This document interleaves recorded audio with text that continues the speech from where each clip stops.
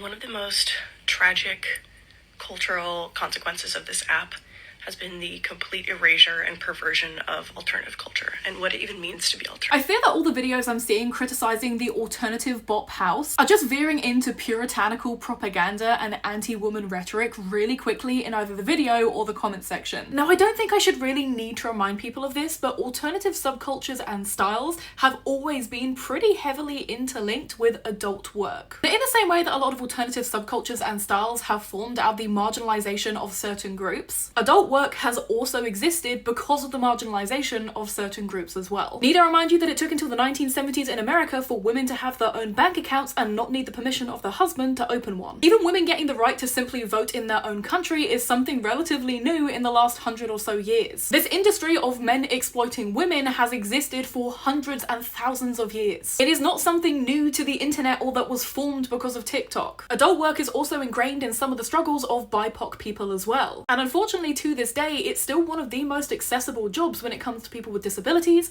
people of different gender expressions and identities, BIPOC people and those who are displaced from their homes and communities, and of course, alternative people who maybe don't fit into mainstream aspects and jobs in society. Saying that wearing eyeliner doesn't make you alternative is a pretty broad statement, and it is true. But it's also weird to imply that alternative girls who may just love alternative culture and subcultures outside of the work that they do are suddenly expected to dress in a mainstream palatable manner like they would with any other job in order to be seen as the right kind of woman to be doing adult work. Although I have no doubt that the internet definitely has exasperated the issue when it comes to how people view alternative women, I feel like we need to make it painfully clear that that always existed way before the existence of TikTok and other social media apps. Comparing consenting adult work to the Me Too movement is an insult. Implying that adult workers who are doing things consensually are part of the cause for the increase in behavior men have towards women is disingenuous, and it's also really dangerous to push, because like it or not, it does kind of fall into that manosphere level of thinking. This idea that if a woman does a certain line of work or dresses a certain way or behaves a certain way or